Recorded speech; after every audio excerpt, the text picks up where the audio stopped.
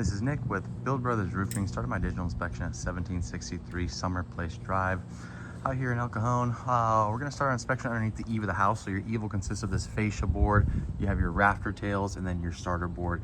The reason why we like to start underneath the eave is that it'll give us a good idea about what kind of wood damage we can expect on this property. And we can see we got a whole lot of rotten wood on this roof. You can also see the second layer or the original layer of this roof that this new layer was installed right on top of. You'll notice also, I'm going to show you when I get up on the roof, that they just installed the additional layer without actually installing any new underlayment. So I'm going to point out a few other things out on this roof, but I want to point out the amount of wood repair that we're going to have on this project. So a lot of this wood is in really bad shape. This is all the original wood on the home. This roof appears to be letting a lot of water down on these eaves. So the homeowner needs to be prepared for a good amount of wood repair on this project. Now, wood repair is always that unknown variable. We just don't know until we tear it off, but we can see that there's already a lot of it. So you can see that we've got some original roofing on here. Looks like some repairs have been done where we just kind of glue some of these shingles down. That's obviously not doing the trick, but you can see how much water's been getting underneath this roof for quite some time now. You can also see the original roofing right underneath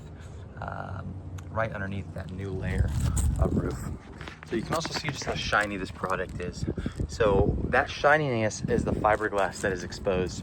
So essentially what's happening is the oils on this asphalt shingle start to evaporate. And as those oils evaporate, the granules on the shingle itself start to deplete. And they end up in the gutters or little stops like this. So these are all the granules from the actual shingles. And so once that fiberglass becomes exposed, the waterproofing is greatly affected at that point. And that's evident throughout this entire roof. You can see we have a ton of damaged shingles on this roof as well. You can see how shiny all that is, how damaged all those shingles are. All these shingles are ripped throughout. You can also see that the penetration, the sealant around the penetrations is no longer doing the job as far as keeping water and moisture out of the property. All that sealant has diminished, so all that will need to be replaced. So as far as the condition of this roof goes, this roof does need to be replaced just based off the amount of granule loss, based off of the condition of the shingle itself, and the fact that this layer was installed directly on top of the original layer without adding any new underlayment. These are all signs that the product has gone past its life expectancy and it wasn't installed properly in the first place. So my suggestion is we do a full tear off on this. We're going to tear this roof down to the decking. We need to address any kind of bad wood that is underneath this house. There are a lot of, or underneath this roof, I'm sorry. There are a lot of really soft spots on this roof throughout. So there will be some plywood that needs to be replaced on this project as well. We're going to be removing these 20 solar panels that are on this roof. We'll go ahead and re-roof at that point, tear it down to the decking, address that bad wood.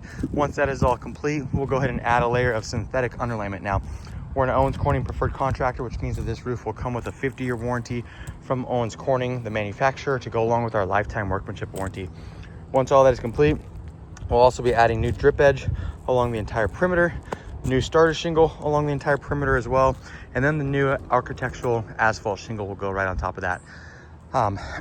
After all that is complete, we'll come back and we will reinstall the solar panels just as the way they are.